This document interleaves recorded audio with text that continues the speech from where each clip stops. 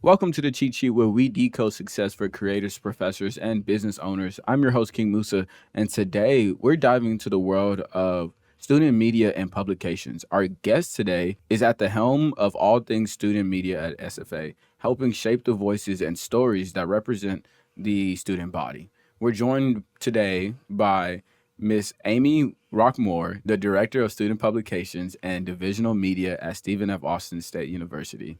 Amy is responsible for overseeing student-led media, ensuring that students have platforms to express themselves and engage within their community. Let's learn more about her journey and the world of student publications. Welcome, Miss Roquemore. Thank you for having me. Yes, ma'am. So before we get started, though, I always have an icebreaker just to break the ice a little bit. Sometimes I'm gonna ask you that a little bit later. But my icebreaker for you today is, as far as news, right, media, everything else like that, what is your favorite media source? I would say there might be a difference between my favorite and my go-to, Okay. but the one that I watch most often is probably CNN. Okay. Probably because it's on TV as well as online, Yes, and I really like NPR, but I tend to only listen to that in my car. So CNN is probably, if something is breaking in the world, there's a disaster, there's something exciting, there's something scary, that's the first station that I turn on usually. Okay. I also like to vary it, though. I think it's important that we don't get stuck watching just one source. And especially in today's media landscape, just about everything you watch has a little bit of a bent, Right. one direction or another. So I try to make a point, especially on big news stories that I'm following, to, check in with different sources to make sure that I'm getting all the perspectives. Yes, ma'am. Yeah, but CNN's probably my main one. I think my family would agree that's what I have on in the background most of the time. Yes, ma'am. Okay. Now, you did say something when you first got in. You mentioned this is your first podcast. That's right. Really? Sure is. But I mean, don't you do like interviews and stuff with media? No, very rarely. Really? No, that's what my students do. Right. Yeah. So I don't give interviews very often. Okay. We're going to know a little bit more about you. Go ahead and introduce yourself and what you do here at SFA. All right. So my name's Amy Roquemore, and my title is Director of Student Publications and Divisional Media. And that's a position that's organized within the Division of Student Affairs, Yes, ma'am. and actually part of student life. So I've been in this position going on 10 years. Okay. But prior to that, 7 more years, I was working in the marketing department at SFA. Yes, ma'am. So I've been at SFA for 17 years as a professional. But the first part of that was working in, it's now called UMC, Okay. University Marketing Communications. Right. So related but different. They're in the PR business, and this is helping students with journalism. So that's what I do. Yes, ma'am. It might be of interest to know that I actually got my start in journalism as a reporter for the Pine Log newspaper when I was a student at SFA many years ago. Okay. So I actually worked for the Pine Log. I was a writer and an editor. I was editor-in-chief my last semester. So it's kind of a full circle job that I'm now the advisor for that publication. That's pretty cool. And helping students do what I did back then. Yes, ma'am. So do you feel like, and you could be honest now. Now you could tell me no, we're not going, we just, or skip, But do you feel like back then and now, it's the same effort? I'll use that one. Same effort. I would have to say the effort is the same. Okay. Yeah, I would say there have been a lot of changes in the field over the years, Right. and therefore, there's been a lot of changes in how we put the news out as a student newspaper, or how my students do. Yes, ma'am. Back when I worked at the Pine Log as a young whippersnapper, we literally published a printed newspaper twice a week. I can't imagine doing Twice a that. week? Twice a week. Okay. I believe it came out on Mondays and Thursdays. And that meant that Sunday nights for hours Right. and Wednesday nights for hours, the students were up there because this was before really personal computers. I mean, Mhm. and nobody really had those. And there certainly was no internet or email or cell phone. So to do the work that we did, you had to be physically in the office. So Right. we put in many, many, many hours there as a group, which was great bonding experience. I'm still good friends with a lot of the students that I worked with back then. And we did things like that you all wouldn't even you would think was like we were riding dinosaurs back and forth to work. So, for example, we printed out our text of a story. We literally ran it through a wax machine, and we pasted it onto these big pieces of thick paper that Okay. and we bundled those physical pieces of newsprint, and we dropped them off in a location that was then picked up by the printing press workers that printed the paper at the Lufkin Daily News, and they printed it and then they delivered it back to campus. So there was no sending there was no creating pages, with InDesign, with digital tools like you would have with Adobe Creative Cloud today, and just emailing a PDF to the printer, which is what we do now on the rare occasion that we print something. This was literally cutting and pasting, and this is the way you produced a newspaper in those days. So we did things a lot differently. You know, you understand it because you're like, yeah, back then and now it's separated. But then in school they teach you about like the printing press and Hmm. everything. And you're like, okay, maybe it still works like our modern day printer. But then now you're telling me that you had this big sheet of wax paper. We ran the copy through a waxer. That's what allowed it to be sticky on the back to stick on the pages.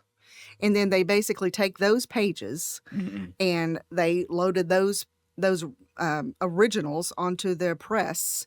It's not like the printing press you're thinking of from Yeah, history of I journalism. know that's These are way the much big, longer. big wheels of newspaper press. Okay. And so now they just get those digitally. And whenever we do print, say a special edition, we just email a PDF to the printer. But back then it was a lot different. You had to if you wanted to size a photo, you didn't just do that in Photoshop. There was no Photoshop. Yes, You ma'am. had to, literally cut the photo to fit on the page that you were sending to the Lufkin Daily News. So I will say this, though. A lot of things have changed. The things we're talking about are definitely a lot different. Yes, ma'am. But hopefully the main thing we're doing has not changed. Mm-hmm. Our students are still reporting on their community and what's going on. They're still writing objective stories that hopefully have multiple perspectives, and they're Right. keeping their opinions out of it, unless it's a type of article that's okay, like a column or an editorial. So they're still having to do interviews and use all of the critical thinking that's involved in distilling all the information that you find out about a topic down to a readable story that's in a particular format. You said you're in media writing. You know what that format is. Yes, ma'am. None of that has changed. The end product and the delivery method. That's different. But, now I started out by saying we used to print twice a week. Even when I started in this current role 10 years ago, we printed once a week. Nowadays, we only print a special edition in the summer for the Yes, most ma'am. part. And all of our other content that the students produce goes onto the PineLog website.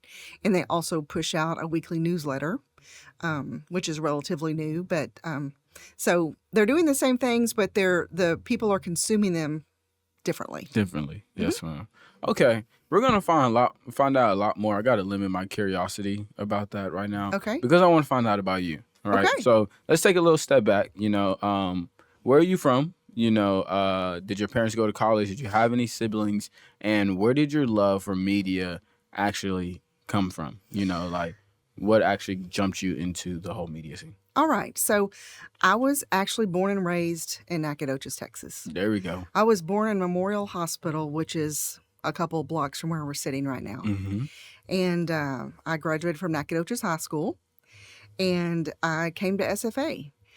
Now, I've spent a lot of time over the years, especially since I came to work for the university, wondering why I chose to come to SFA. Mm-hmm. But I just think it was because I thought that was my only option at the time. I was, Right. my parents weren't especially affluent or anything, Mm-hmm.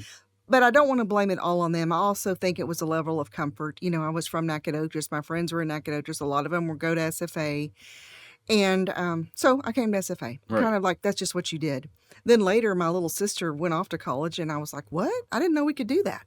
But anyway, it was too late then. I was a Yeah. lumberjack. So I also would love to say that I wish I had some inspirational story about I really wanted to be a reporter since I was 5 years old, and I dreamed of being a journalist, but it just would be a lie Right. because here's what really happened. I had been in school for a couple of years. I had Mhm. taken all my basics. I was always a good writer, though. That was always a strong suit of mine in high school and English and things like that. But I didn't work on the yearbook or student newspaper or anything. I Right. never did other things. But long about half, back then you didn't have to decide as early as students do now exactly what they want to do, which I think is kind of sad, actually. But back then you could mess around a couple years and kind of think about it. Right. And so I had messed around for a few years, taking a lot of basics, having a lot of fun. And at some point, I think my parents probably said, all right, you got to pick a major and do something.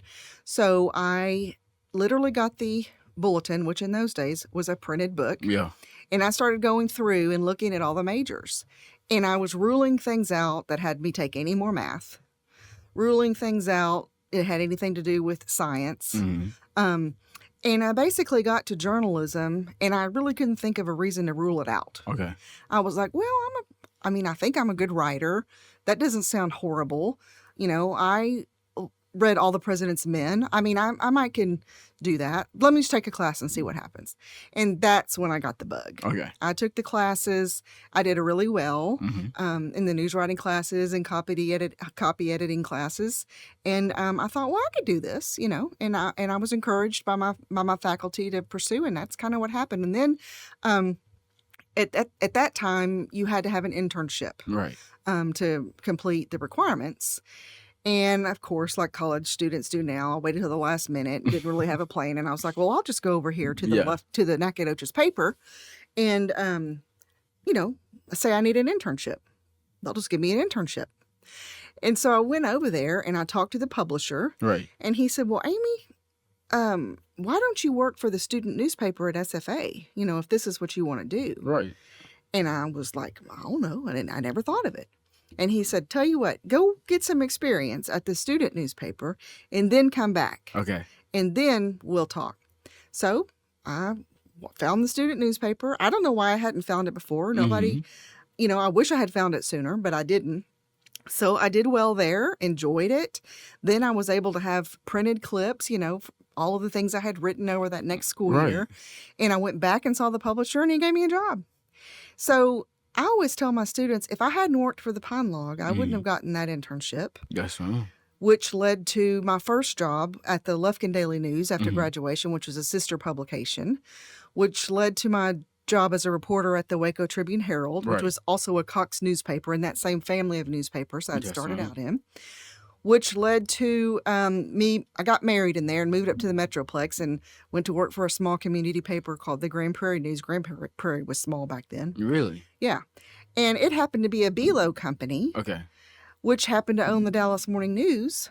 And then the next thing you know, I was writing stories. I was a lifestyle editor and columnist for the Dallas Morning News for 5 years or so. And if I hadn't worked at the Pine Log, that never would have happened. And then things happened. I had little kids. I stayed home for a while, and we ended up moving back to Nacogdoches. And I worked as a, what was my title? Media relations for the CVB downtown, the Visitors Bureau. And then there was a position that opened at SFA in the marketing area for an editorial specialist or something, editorial coordinator, I believe it was. So writing press releases and proofing copy, and which was right up my alley. And so I came over here, and I guess that was 2007. And then, like I said, did that for 7 years, and then I've been in this job for 10 years. Yes, ma'am. So that's my story. Yes, ma'am. But you asked about my family too. Well, did they go to college? My dad actually went to SFA. Okay. He studied forestry. And actually, yesterday, I believe for some reason, I'd never done this before, but I got out the yearbooks from back then Mm-hmm. and found his picture. And I couldn't believe how handsome and young he was. But yeah, he was in there. Yeah. So he was a forestry major, ended up not really doing that for a career. He went Right. into law enforcement. And then my stepmom also has a degree from SFA. And yeah, so that was probably another reason I gravitated over here. Yes, ma'am. So it's a little bit in the family. My sister went somewhere else. Mm-hmm. And then I have two kiddos, and they both went to college somewhere else. I couldn't Okay. convince either one to come here. They had different plans, which worked out great for them. So now I've got one grandbaby. Right. She's a year old, so I got to start working on her. Maybe I can get her to SFA in 17 years or so. There you go. We'll see. That's the plan. Yes, ma'am. Now let's take a step out of SFA, out of journalism. What do you like to do for your passions, interests, and hobbies? Oh goodness. Well, I have several things that I like to get into. Okay. One of my favorite things is to just entertain. I love to have company. I love cooking for my friends and, making charcuterie boards and pairing wine and Right. trying new recipes. And so a lot of my spare time, I'm thinking of things I can do. I love to host little parties and get-togethers. And so I do a lot of that. I'm a scrapbooker. Okay. You know what that is? Yes. Been doing that for many years. That little period I told you of time when I stayed home with my kiddos, I had a dear friend that was a neighbor, and she got me into it. Right. And so I have a million scrapbooks. We work on those. Still, she's coming to visit in a couple of weeks. We still piddle with scrapbooks, although not as much as I used to. And when I mentioned I have a new grandbaby, well, she's over a year old now, but when I found out she was coming, I decided I needed to learn how to crochet. Okay. Because what respecting grandmother doesn't know how to crochet baby blankets and stuff? I just want to learn how to make a beanie. Yeah. That's all I want to learn. Well, I mainly wanted to learn to make a Christmas stocking because my grandmother made all of us Christmas stockings. So that's really why I learned. But I have really gotten into that. And we talked, I think, before we started rolling here, about reading. And one of the bad things about my crochet hobby is I haven't been reading near as much as I used to because I'm usually on the couch crocheting, which is fun. It's good for it forces your brain to let go of whatever happened during the day, and it's monotonous enough that Yes. you don't have to concentrate too hard, but it takes a little bit of concentration so you can't exactly be ruminating on, whatever happened at work that day. What's the coolest thing you ever made? Crochet wise? Yeah. Oh, well, it's very boring. I mean, all I've ever made is one stocking, and I'm on my third blanket. Okay. So I haven't made any cute little penguins that you sit around or anything. I mean, that sounds fun, but I'm also I don't know if I can do that. I'm a beginner. Okay. I took lessons from a friend, and I learned the basics just enough to do simple things. So Yes, that's what I'm ma'am. doing right now, and I'm enjoying it quite a bit. Okay. Well, if you're a beginner at that, we're gonna go to something you're more advanced at. What would you say is the vision for student publication and the goal?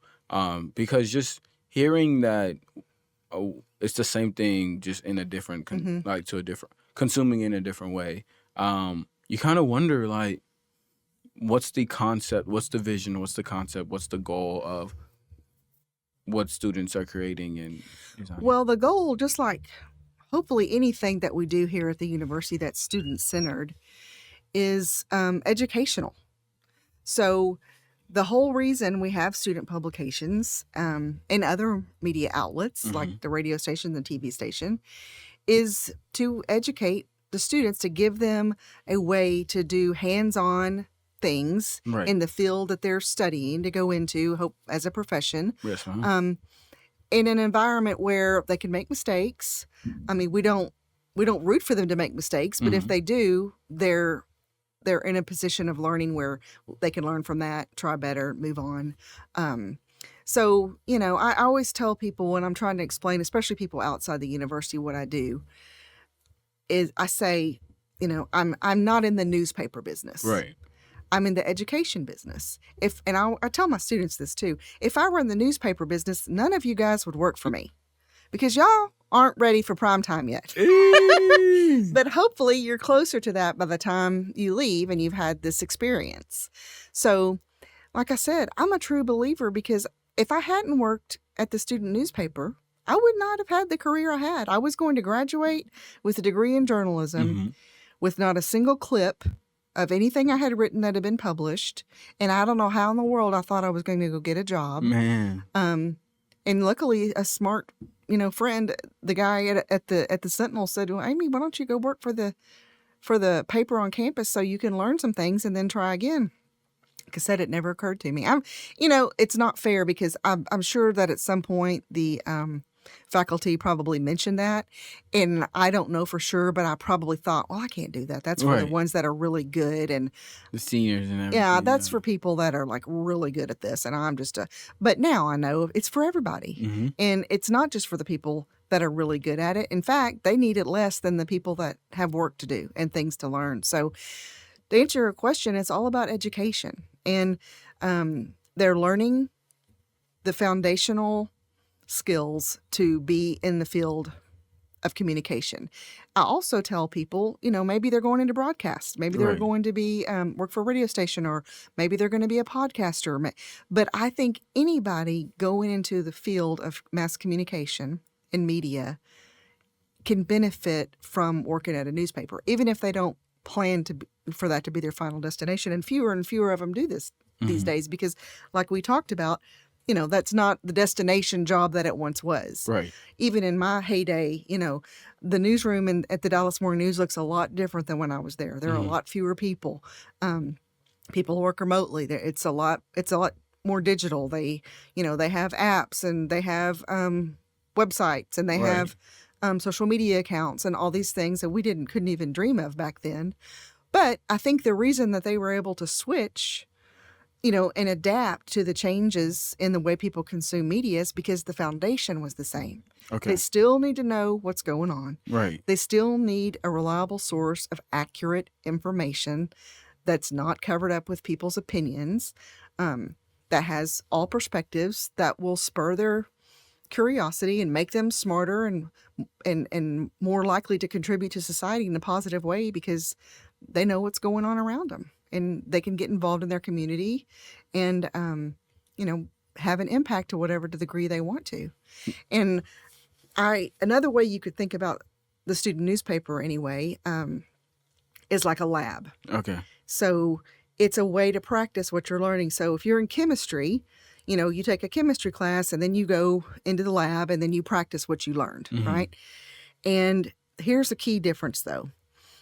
If you set something on fire in the chemistry lab, who really knows about it? When you make a mistake and you blow up your Bunsen burner or whatever, who's really going to know that happened? Only chemistry. Probably just the people in the lab that with you that day, your faculty member, maybe the custodians that have to clean up the mess after you leave. But the thing about the student newspaper is, if you make a mistake, everybody knows about it, and everybody, rightly so, feels comfortable pointing it out. And that's part of the learning process too. So, we don't expect our chemistry students to do their experiments at a professional level every Right. time. But sometimes people expect our student journalists to be at a professional level every time. And I have to remind people sometimes that they're not experts yet. That's why they're practicing here. So that if they do make a terrible mistake, they're not going to get fired. Right. They're just going to learn from it and go on. And then they won't make that mistake when they are, working in whatever job they go into. Thank you. That's so sweet. Wow. Y'all don't understand because say one thing wrong. Yeah. Oh, I get it. And yeah, there's also Anything. It doesn't even have to be bad. It does not have to Right. be bad. people like pointing out errors. Let's look at any social media post, and then it could be the most benign, innocent, positive thing. Somebody's going to slide in there in the comments and say, your kitchen sure is messy, or something. I don't know why people are like that, but they are. And don't get me wrong, there are some things that should be pointed out. When there Right. is a mistake, that's part of it. Right. And part of the learning experience is, okay, we got this phone call. Let's look at our process. Did we do everything we could? it, on hindsight, maybe we should have talked to a few more people, or in hindsight, maybe this headline is a little misleading of what the story really says. And then they have to have conversations amongst themselves. Does there need to be a correction or just a clarification? Or sometimes even more challenging, they review things and they say, you know what? We're standing by this. Right. We think this is good. It's accurate. And we're not changing it. And that takes some bravery sometimes, especially, depending on who's calling and doing the complaining. Right. It can be intimidating. So learning to stand up for themselves. And also, I can tell you, as a former reporter myself, there's nothing worse than the feeling when you make a mistake and it's in print. And that's one of the best ways to learn. I always tell my students that are upset when they made a mistake, and it's true. You will never make that same mistake again, because you'll remember this feeling of this queasy, kick in the gut feeling that you screwed something up. And you'll screw other things up, but you won't make that mistake again. And that's kind of the whole point, learning and getting better. Yeah. Yes, and even if our students, by the way, not all our students are mass media and communication majors. We have all majors. And so they're not all going to go into the field or maybe even anything related to it. But I still think they're learning skills that are transferable to a lot of places. I mean, where would it not be good to know how to communicate with people, to know how to get your facts straight, to know how to verify information, to know how to keep your opinion out of an argument if you really want to be, effective. And teamwork issues, dealing with authority, dealing with angry phone calls and emails. I mean, you can be the person in charge of, the city sewer system. You're going to get angry emails, and learning how to delicately handle that, learning how to not be manipulated by people that, feel strongly about a topic. And, okay, we understand you're upset about this going on at SFA, and we're a student where we may maybe be predisposed to agreeing with you, but you can't just go off of emotion. You need to contact the administration or whatever department and be sure that, first of all, the information the student has is accurate. Right. And even if it is accurate, hopefully find out the reason for it, because you might find out, you'll probably find out that there is a good reason for whatever change somebody's upset about. I've been at SFA long enough. I don't think that anybody in any office is sitting around going, how can we make things harder for our students? Just make their day, just really throw up some obstacles. That's not, actually they're doing the complete opposite all day, every day. And, you can't make everybody happy all the time, but usually if you do a little bit of research and look into it, you can figure out, well, there's usually two sides to the story. And yeah, this kind of stinks, but there's a reason for it. And, then you put it out there, put all sides of the story out there, and then let the people that read it or watch it or hear it make up their own mind about it. Yes, ma'am. You ever hear advice that you just want to start writing down? Like, you can be having a conversation with somebody, but you're just like, I wish I had a notepad to just take some notes because I need some of this. But I love to hear the experience. So how did we get to SFA? We know we graduated from SFA. We went to Dallas and everything. We worked our way up to get into Dallas. And then I came back. How did we get back? So this is a simple answer. And then how did we get to the director spot as well? Okay. So really, this is a family. It was because of family. My husband, like I said, he went to SFA, or maybe I didn't say that. I actually met him when I was at SFA. We've been married almost 30 years now. Yes, ma'am. And actually, I always tell people we met at SFA, but really we met at a country and western bar called Bullwinkle's, which was in town. But we were both in college at the time, so I say we met at college. But anyway, he was in education. Okay. And so for many years, he was a teacher and coach. And that's when we're living up in the Metroplex. And he was working for a great big school district and kind of staying around in the assistant coaching ranks. And it was a lot of stress, and it was, a lot of hours. Our kiddos were little at the time, and he was missing out on a whole lot of things because his work was so demanding. And at the same time, my parents, my dad and my stepmom, still lived here in Nacogdoches. And at that time, my husband was big into hunting and fishing, and my dad has a lot of property. and they would tool around on four-wheelers and stuff. And we were coming here a lot on the weekends to do Right. that kind of stuff. And that's when I wasn't working, and we got the idea that, well, maybe we should just move back to that area. And there was an opening at one of the little country schools outside of the city limits here, and that's what brought us back. He got a job there, and he was able to be home a lot more. And Right. then he went on. He coached for years after that, but then he eventually became a principal, and so he's retired now. But that's how we wound up back in Nacogdoches. And then when I needed to, start working again, once the kids were a little bit bigger, I had a contact. Contacts is everything. I had a contact at the CVB that pointed out that they had an opening that they thought I'd be a good fit for, and that worked out. And then when this job opened here, I was ready. The marketing job, I was ready to go back full time. And Yes, ma'am. yeah, and always thought SFA would be a great place to work, and it has been. So that's how that all happened. But marketing is a little different from the Pine Log and like getting back to student publications. Okay, so here's what happened with that.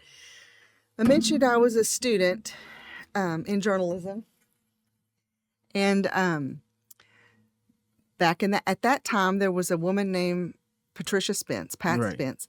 She was actually in the role that I have right now. She was the Pine Log advisor and director of student publications at that time when I was a student and came to work for the Pine Log. And she ended up being a huge influence on my life. I mean, she was a great advisor, but then we stayed friends. And I mean, she was one of my best friends for all these years.